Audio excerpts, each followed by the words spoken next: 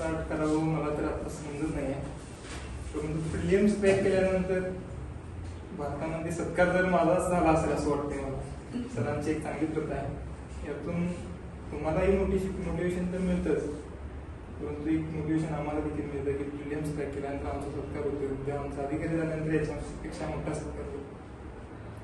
त्यामुळे एकतर सरांचा अकॅडमीचं मी पहिल्यांदाच आभार मानतो की असा सत्कार प्रिलिम्स झाल्यानंतर करणं ही खरोखरच महत्त्वाची गोष्ट आहे. सुरुवात करण्याच्या आधी माझ्याबद्दल थोडं सांगतो. माझं नाव अक्षय अशोक नेरले, कोल्हापूर जिल्ह्यातील एक छोट्याशा खेड्यातून मी येतो. माझं शिक्षण मराठी माध्यमातूनच झाल्याचे बऱ्याच लोकांचं इथं मला ऐकण्यात आलं की मराठी माध्यमात. त्यानंतर माझं इंजिनिअरिंग 2017 मध्ये मेकॅनिकल इंजिनिअरिंग मध्ये मी पास झालो. 2017 पासून एक ध्येय घेऊन मी पुढे वाटचाल केली, जी होती आर्मीमध्ये ऑफिसर बनण्याची. आर्मीमध्ये ऑफिसर बनण्यासाठी तुम्हाला माहीत असेल की UPSC एक एक्झाम कंडक्ट करते, CDS combined defence services exam, बऱ्याचजणांना माहीत असेल. ती एक्झामच्या प्रिपरेशनसाठी मी कोल्हापूरहून पुण्यामध्ये राहायला आल्यानंतर जेव्हा नोव्हेंबरमध्ये एक्झाम होते, मी जून महिन्यामध्ये आलो. पेपरचं ॲनालिसिस करून अभ्यासला सेल्फ स्टडी करण्यास सुरुवात केली. माझी परिस्थिती एवढी चांगली नव्हती की मी डायरेक्ट जॉईन एखादा क्लास करेन. मग मी सेल्फ स्टडी करण्यासाठी सुरुवात केली आणि पहिल्याच अटेम्प्टमध्ये मी CDSची रिटन एक्झाम पास झाली. तिथून मग ज्यांना माहीत असेल SSBचा इंटरव्ह्यू असतो 5 दिवसांचा. आर्मीमध्ये ऑफिसर होण्यासाठी तो कंपल्सरी असतो. 5 दिवसाच्या SSB इंटरव्ह्यूसाठी मी बेंगलोरला अपिअर झालो. भारतामध्ये फक्त 4 ठिकाणी SSBचे इंटरव्ह्यू होतात आर्मीसाठी, त्यापैकी बेंगलोरमध्ये 2 स्टेज प्रोसिजर असते SSB इंटरव्ह्यूची.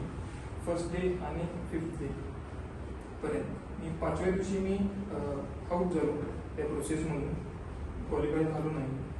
त्यानंतर 2 वर्ष मी फक्त आर्मी CDS त्याचंच प्रिपरेशन करत होतो. परंतु 3-4 अटेम्प्ट नंतर मला असं वाटतं की आपलं होत नाही इंटरव्ह्यू. 2019 जून पासून मी असा निर्णय घेतला की आता UPSCची प्रिपरेशनला सुरुवात करा. त्या दृष्टीमधून मी पिंपरी चिंचवडला राहायला आलो. मी आधी कर्वेनगरला होतो. ही लायब्ररी जॉईन केली. मला माहिती नव्हतं अकॅडमी अशी आहे, इथं अकॅडमीमध्ये असं क्लास घेतले जातात, परंतु सेल्फ प्रिपरेशन करायची ह्या दृष्टिकोनातूनच मी लायब्ररी जॉईन केली 2019 जूनमध्ये.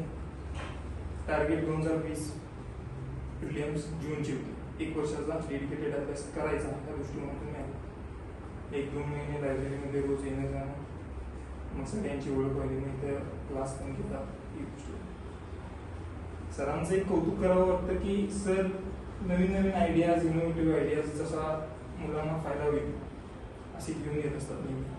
आणि त्यावेळी सरांनी खूप छान असं एक नवीन इनोव्हेटिव्ह स्टेप घेतली की लायब्ररीमध्ये जे मुलं आहेत जे क्लासमध्ये नाहीत, त्यांना जर काउन्सिलिंग हवे असेल तर त्यांनी काउन्सिलिंगला येऊ शकतात. मी विचारलं, मी माझा पहिला प्रश्न होता फ्री ऑफ कॉस्ट आहे का? तर ॲडमिन आपले दीपक त्यांनी सांगितलं की हो फ्री ऑफ कॉस्ट आहे आणि इन डिटेल काउन्सिलिंग सर देते. मग मी त्यानुसार अपॉइंटमेंट सरांची घेतली आणि काउन्सिलिंगचा सुरुवात माझ्या होती. मला वाटते ऑक्टोबर महिन्यामध्ये सुरुवात झाली. पहिल्या दिवशी मग सगळ्यांच्या मनात तुमच्याही असतील, माझ्याही होत्या, कन्फ्युजन असतात एक्झामबद्दल. स्ट्रॅटेजी आपली कशी असावी, आपण योग्य दिशेने जातोय का. सेल्फ अनालिसिस तर आपण करतोच, परंतु एखाद्या एक्सपिरियन्स माणसाचा आपल्याला गायडन्स आपण नेहमी शोधत असतो. माझ्या मनात शंका तर भरपूर होत्याच. पुढच्या स्ट्रॅटेजीबद्दल मला होईल न होईल ही थोडी गॅरंटी देखील कमी होती. जेव्हा काउन्सिलिंग सुरू झालं रोहित साबळे सरांशी मी संपर्क केला. मग त्यांनी माझ्या ज्या शंका होत्या मी फ्रीमध्ये सरांना फ्रीली विचारलो. सरांनी त्यानुसार मार्गदर्शन केलं. सरांनी आणि मी मिळून. सरांचं एक चांगलं आहे की 2 वे प्रोसेस असते. असं नाही की सर सांगतात आणि तुम्ही लिहून देता आणि माझी ही स्ट्रॅटेजी असेल. तुम्ही तुमच्या स्ट्रेंथ सांगता, तुम्ही तुमचे विकनेसेस सांगता, सर त्यानुसार प्लॅन करतात आणि ह्या 2 वे प्रोसेसनं जो कॉमन स्ट्रॅटेजी निघते आणि ते जास्त हेल्पफुल असते. आणि आम्ही 4-5 महिने पुढचा प्लॅन केला. जे वाचायच्या ज्या गोष्टी राहिलेल्या मी सरांना सांगितलं. सरांनी त्याप्रमाणे मार्गदर्शन दिलं आणि दर 15 दिवस 21 दिवस सर पुढची तारीख द्यायची आणि टार्गेट द्यायचे. तर टार्गेटनुसार मी सुरुवात केली. जानेवारी फेब्रुवारी खूप म्हणजे ऑप्टिमम पीकमध्ये जातो आपण, पीक लेवलचा जो अभ्यास असतो त्या सुरुवात झालीच होती. पण कोरोनाच्या ह्याच्यानुसार सगळ्यांना गावी जावं लागलं, मलाही गावी जावं लागलं, फॉर्म्स नाही राहिला, पेपर देखील पुढे गेले. पण गावाकडे गेल्यानंतर ऑब्विसली अभ्यास तर कमी झालाच, पेपरही पुढे गेले. त्यामुळे तो पीक जो म्हणतो आपण इथं बसून जो मी डबल डिजिटमध्ये अभ्यास करायचो तो होत नव्हता. ज्यावेळी प्रिलियमच्या डेट आल्या त्यानंतर मग परत अभ्यासाला जोरात सुरुवात केली आणि पहिल्याच अटेम्प्टमध्ये प्रिलियम्समध्ये सुदैवानं आणि सरांच्या गायडन्सनुसार क्रॅक झाली. त्यानंतर जो मेनसाठी 2 महिन्याचा टाईम होता त्यासाठी मी परत पुण्यामध्ये आलो, करवेंद्रला राहिलो. सरांचा संपर्क होत होता फोनवर, काही अडचणी असल्या तरी सरांना विचारत होतो. तर मेन्स त्यानुसार मी दिलो. आत्ताच झाली माझी मागच्या आठवड्यात आणि खूप सारे सर म्हणते तुम्हाला काही शंका वगैरे असतील तर तुम्ही देखील विचारू शकता. सिव्हिल सर्व्हिसेसचं मला आधी सांगा, तुमच्याकडे MPSC कोर MPSC फक्त MPSC करणार किती सांगा,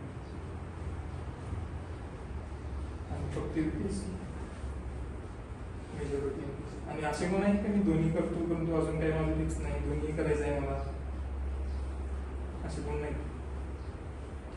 आणि मला असं सांगण्यात आलं की अजून तुम्ही अंडर ग्रॅज्युएट आहात, यावेळी कोण प्रिलियम्सला अपेअर होणार आहे? मीन्स तुम्ही UPSC MPSC प्रिलियम्स, UPSCच्या प्रिलियम्सला 2021 कोणाचं टार्गेट आहे? 2022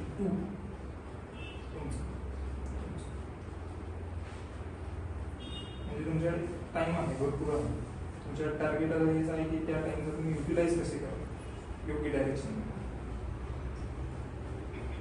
माझा मूल मंत्र राहिलेला आहे तो मी तुमच्याशी शेअर करेन की 3 वर्डचा मूल मंत्र राहिलेला आहे, ACP. A for analysis. Analysis हे सर्वात महत्त्वाचं आणि फर्स्ट स्टेप मी मानतो UPSCच्या किंवा MPSCच्या सिव्हिल सर्व्हिसेसच्या preparation. Analysis for exam, analysis of self, एक्झामचं देखील अनालिसिस आणि स्वतःचं देखील अनालिसिस. एक्झामचं अनालिसिसचं महत्त्व काय? आपण जे स्टडी करतो, जी स्ट्रॅटेजी अवलंबतो ती आणि एक्झामची डिमांड यांच्यामध्ये काय फरक? UPSCच्या एक्झामची डिमांड वेगळी आहे, MPSCच्या राज्यसेवेची डिमांड वेगळी आहे, कंबाईनची डिमांड वेगळी आहे. आपण कशाला टार्गेट करतो आणि जी स्ट्रॅटेजी आपण अवलंबतोय त्याच्यामध्ये गॅप किती? जर गॅप कमी असेल तर तुमचा डायरेक्टली प्रोपोर्शनल तुमचा सक्सेस असेल. हे एक्झामचं अनालिसिस एकेकांना जमतं, एकेकांना जमत नाही. काही जणांच्यात तो सुप्त गुण असतो, काही जणांच्यात नसतो. त्यासाठी क्लास सप्लाय करतो. 100% अनालिसिस कोणी 1 वर्षात 6 महिन्यात करू शकत नाही एक्झामचं. त्यासाठी एक्सपिरियन्स टीचर आपल्याला आहेत, सर आहेत, मॅडम, यांच्या दृष्टिकोनातून आपल्याला मॅडमांच्याकडे मी एसएचा मॅडमांनी भरपूर चांगल्या पद्धतीने अनालिसिस करून मला सांगितलं की एसए मध्ये डिमांड काय. एसए हा मेनसाठी असा सब्जेक्ट असतो की त्याची डिमांड कळत नाही. सेल्फ स्टडी मॅडम खूप चांगलं मला त्यावेळी मार्गदर्शन दिलं होतं की एसएची डिमांड कशी पूर्ण करावी. एसए लिहिण्याची एक कला असते. तर सेल्फ अनालिसिसचा एक्झाम अनालिसिसचं महत्त्व हे आहे की डिमांडमध्ये आणि आपल्या स्ट्रॅटेजीमध्ये गॅप कमी राहायला पाहिजे. आणि तो गॅप कसा कमी करता येईल तर काउन्सिलिंग एक प्रमुख त्याचं हे आहे. तुम्ही जर काउन्सिलिंगमध्ये फ्रीली सरांच्यावर बोलत असाल, तुमच्या कन्फ्युजन दूर करत असाल आणि कॉमन स्ट्रॅटेजी करत असाल आणि वेळोवेळी ती चेक करत असाल, याला देखील खूप महत्त्व. जेव्हा तुम्हाला काउन्सिलिंगची दुसरी डेट दिली जाते त्या टायमिंगमध्ये तुम्ही येता आणि तो टार्गेट पूर्ण करून येता, मग तुमचा प्रोग्रेस करतो आणि तुम्ही त्या राईट डायरेक्शनमध्ये ती डिमांड पूर्ण करण्यासाठी जाता येत ना, हे करतं. दुसरं स्वतःचा अनालिसिस देखील महत्त्वाचा. प्रत्येकाकडे काही स्ट्रेंथ असतात, काही विकनेसेस असतात. स्ट्रेंथवरती आपल्याला अजून थोडे वाढवायचे आहेत आणि विकनेसेस दाखवायचे. लँग्वेजपासून मगिंगपर्यंत अनेक प्रॉब्लेम लोकांना असतात. काही जणांचं मगिंग स्ट्रेंथ चांगलं असतं, काही जणांचं लँग्वेज चांगलं असतं. या सर्व गोष्टी देखील आपल्याला काउन्सिलिंगमध्ये बोलायच्या आहेत आणि सरांच्या समजून घ्यायची, सर माझा लँग्वेजचा प्रॉब्लेम हा असा आहे, माझं स्ट्रेंथ ही नाही किंवा ही आहे, तर याला मी कसं पूर्ण करू, ओव्हरकम कसं करू. आपल्या स्ट्रेंथ जे आहे, ज्यांना लँग्वेजचा चांगला स्ट्रेंथ आहे, ज्यांना वाटतं की माझं इंग्लिश चांगलं आहे, त्यांनी मेन्सच्या रेटिंगमध्ये त्यांना एज आहेच. ज्यांनी नाही, विकनेसेस आहे, असं वाटतं आम्हाला लँग्वेज खूप खराब आहे, UPSC जे करत आहात त्यांना लँग्वेज तर मस्त आहे. रिअल एक्झाम ही मेन्सचीच असते, लँग्वेज ही खूप इम्पॉर्टंट आहे. जो काही तुम्ही हे करा, टार्गेट करा. एखाद्याला खूपच वाटत असेल की मला इंग्लिश हे एलियन लँग्वेज आहे, मला जमणारच नाही, तेच फक्त मराठी घ्यावेत असे माझा स्वतःचा सल्ला असेल. परंतु तुम्ही थोडं देखील इंग्लिशमध्ये कम्फर्टेबल असाल तर you must go for English. कारण जे मटेरियल इंग्लिशमध्ये अवेलेबल असेल, आणि मी अजूनही एक्सपिरियन्स केला, माझा एक मित्र मराठीमधून देतो आहे, स्पीड ऑफ अँसर रायटिंग हे खूप महत्त्वाचं असतं मेन्सच्यामध्ये UPSCच्या. आणि मराठीमध्ये असे कर्व्स वगैरे असतात आणि परत ग्रॅमॅटिकल मिस्टेक एवढे होतात स्पीडमध्ये लिहिण्यासाठी. इंग्लिशमध्ये तर तुम्ही कमी करू शकता, फास्ट लिहू शकता, पेपर करू. हा फायदा लँग्वेजच्या बाबतीत आहे. असा तुमच्या स्वतःबद्दलचा ॲनालिसिस हे तुम्हाला असावं, तुमचे स्ट्रेंथ माहीत असावे, तुमचे विकनेसेस माहीत असावे. प्रत्येकाकडे काही स्ट्रेंथ काही विकनेसेस असतात, ते ओळखले. दुसरा जो मी बोललो ACP मधला C, कन्सिस्टन्सी. कन्सिस्टन्सीचं महत्त्व खूप आहे. असं म्हटलं जाते की सिव्हिल सर्व्हिसेस ही 24/7 चालणारी प्रोसेस आहे. म्हणजे जर कोणी असं विचार करत असेल की मी एकाच वेळी हे पण करेन, तेही करेन, 6 तास अभ्यास करेन, असं नाही. जेव्हा तुम्ही पूर्णपणे त्या एक्झामसाठी झोपून देता, सकाळी उठल्यानंतर तुमचा पहिला विचार जर काल स्टडी केलेल्या अभ्यासाचा येत असेल तर तो म्हणायचा 24/7. जर तुम्ही आर्ट अँड कल्चर आज शिकला असेल, नगारा स्टाईल, मंदिरांची वेगवेगळे स्टाईल असतात. जर तुम्ही कुठे टुरिस्ट व्हिजिटला गेला, तिथं तुम्ही जर अनालिसिस करत असाल की आपण हे थेरीमध्ये शिकलो, हे असंच काहीतरी दिसतंय, ही नगारा स्टाईल आहे, त्याला म्हणायचं कन्सिस्टन्सी आणि 24/7 फॉर एक्झाम. कन्सिस्टन्सी असं नाही की तुम्ही लायब्ररीमध्ये जाऊन बसताय, डबल डिजिटमध्ये तुमचा जो टार्गेट असेल तो पूर्ण करता. कन्सिस्टन्सी ही पूर्ण त्या 1-2 वर्षाच्या तुमच्या प्रिपरेशनमध्ये असते. असे भरपूर जण असतात, माझे मित्र असतात, की माझे मित्र देखील आहेत की एकाच वेळी अजूनही भरपूर गोष्टी करण्याचा प्रयत्न करतात, पर्सनल गोष्टी, त्या गोष्टी. परंतु मला पर्सनली असं वाटतं की कन्सिस्टन्सी हे एका एक्झामसाठी फोकस असं नाही की पूर्ण तुमची पर्सनल लाईफ तुम्ही सोडा आणि हे करा, असं नाही. परंतु पर्सनल लाईफमध्ये कसा एक्झाम इन्व्हॉल्व करता येईल हे पाहता येईल. यासाठी कन्सिस्टन्सी महत्त्वाची असते. एक जण असे महिनाभर सुट्टी घेतात, खूप अभ्यासाचा कंटाळा आला, त्या गोष्टीवर होऊ शकत नाही. जर तुमचं टार्गेट असेल की पहिल्या टार्गेटमध्ये मला प्रिलिम्स किंवा मेन्स टोटल ऑफिसर्स बनायचं. आणि तिसरी गोष्ट आहे practice. Practice practice makes man perfect, हे आपण आधीपासून ऐकलेलो आहोत. प्रॅक्टिसचा महत्त्व UPSC खास करून टेस्ट सिरीज सोडवण्यामध्ये म्हणजे अनपॅरलल आहे, इनडिस्पेन्सिबल प्रोसेस आहे. प्रॅक्टिस हे करावंच लागतं प्रत्येकाला, प्रिलिम्स बीट मेन्स. प्रॅक्टिसमध्ये रिव्हिजन पण तुमचं येईल, कारण ही प्रोसेस एवढी मोठी आहे, हा सिलेबस एवढा मोठा आहे की आपण पुढे वाचत जातो आणि मागचा आपल्याला काही आठवत नाही, अशी गोष्ट होते. त्यामुळे ठराविक तुमच्या शेड्यूलमध्ये असा काही दिवस असावे की मी मागच्या एका महिन्यामध्ये काय झालेलं आहे त्याचे रिव्हिजन करू शकतो. रिव्हिजन प्रॅक्टिस याचं महत्त्व अनपॅरलल आहे. UPSCचे जे विद्यार्थी आहेत त्यांना माझं हे सांगणं आहे की जेवढ्या टेस्ट सिरीज तुम्हाला देता येईल प्रिलिम्ससाठी तेवढ्या अपेअर करा. सरांनी मला तो मार्गदर्शन दिला होता आणि within 2 months January 15 to March 15 माझे जवळजवळ 25 सब्जेक्ट वाईज टेस्ट सिरीज सोडून झाले UPSCसाठी. आणि जेव्हा प्रिलिम्स येत होती 2 महिन्याआधी मी डेली टेस्ट सिरीज सोडवतो.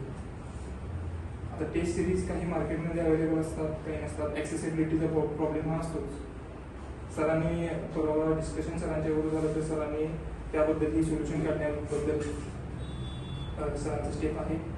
की आपल्या अकॅडमीची आता MPSCचा सुरू आहे ना, UPSCच्या बद्दल आपण टेस्ट सिरीज घेऊन येऊया आणि जो मुलांना ॲक्सेसिबिलिटीचा प्रॉब्लेम आहे तो गॅप आपण करू. तर प्रॅक्टिसचं महत्त्व आहे. प्रॅक्टिस तुम्ही जेवढी कराल एक्झामच्या रिलेटेड टेस्ट सिरीज, मी टेस्ट सिरीज 2 तासाचा वेळ लावून सोडवायचो. त्यानंतर त्याचा ॲनालिसिस 4 तास करायचो. टेस्ट सिरीजमधून भरपूर गोष्टी अशा मिळतात, आपल्याला इन्फॉर्मेशन देखील मिळते आणि आपल्या स्ट्रॅटेजी सुद्धा आपल्याला कळते की मी कुठे कमी पडत आहे, माझा हा एरिया कमी आहे, हा एरिया जास्त आहे. क्लासमध्ये सर्व गोष्टी होऊ शकत नाही. UPSCचा सिलेबस हा प्रिलिम्सचा जर म्हणायला गेला तर एवढा आहे, त्याला बाउंड्रीज नाही. जरी सिलेबस दिलेला असेल तरी बाउंड्रीज नाहीत आणि अनएक्सपेक्टेड क्वेश्चन एवढे येतात की क्लासमध्ये होऊ शकत नाही. तुम्ही जेव्हा वेगवेगळ्या टेस्ट सिरीज सोडवता, टेस्ट सिरीजमधून तुम्हाला इन्फॉर्मेशन मिळते, कन्फ्युजन दूर होतं आणि रिअल टाईममध्ये 2 तासामध्ये आपण कसा अप्रोच करू, मॅक्झिमम प्रश्न किती सोडवावे. UPSCच्या प्रिलिम्समध्ये कितीही अभ्यास करू दे मुलगा, 50 क्वेश्चन असे असणार नाही की परफेक्ट आन्सर येईल. मॅक्झिमम 50 पेक्षा जास्त नसतील, परंतु सर्व जे सिलेक्ट होतात ते 80-90 प्लस अटेम्प्ट करून येतात.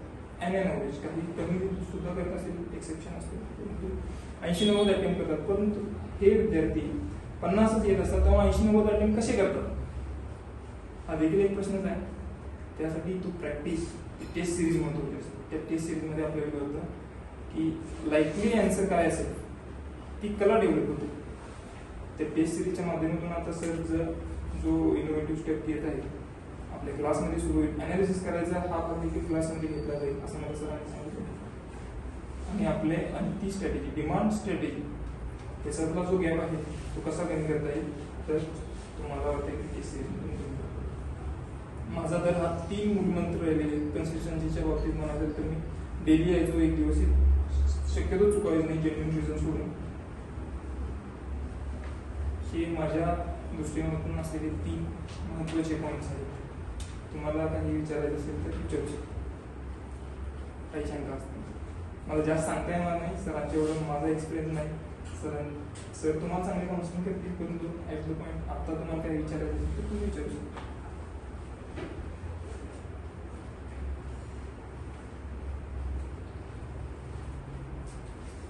पण एक चांगली प्रोसेस आहे. त्या प्रोसेसमध्ये तुम्ही केवढं झोपून द्याल, तुम्हाला वाटेल की कालच्यापेक्षा मी आज अधिक ज्ञानवान आहे, कॅपेबल आहे. एक चांगली प्रोसेस आहे. प्रोसेसचा देखील तुम्ही आनंद घ्यावा. पर्सनल लाईफ बरोबर मी जसं मगाशी म्हटलं इंटिग्रेट कसं करता येईल. जास्त बर्डन घ्यायचंच नाही आपल्याला, बर्डन घ्यायचंच नाही. बर्डन घेतल्यानंतर तुमचा जो नॅचरल फ्लो आहे तो कमी होईल. आपल्या नॅचरल फ्लोमध्ये राहून आपल्याला या स्टडीचा अभ्यास कसा करता येईल, आनंद कसा घेता येईल आणि अधिकारी कसं बनता येईल. सगळ्यांच्या मध्ये ते पोटेन्शियल आहे, ते पोटेन्शियल ओळखणं आणि त्याला राईट डायरेक्शन देणं हेच महत्त्वाचं असतं. आणि ते आपण या स्वामी विवेकानंद अकॅडमीमध्ये होऊ शकतो. काही शंका भीती तर मी तुम्हाला करण्याचा काही प्रयत्न केलेला नाही, पण एक ट्रू फेस म्हणतात एक्झामची, ते सांगण्याचा प्रयत्न मी तुम्हाला केलेला आहे. तो माझा एक्सपिरियन्स होता. कोणाला काही विचारायचं असेल तर प्लीज बोला. काहीही शंका असू तुमच्या, मला सांगता आलं तर.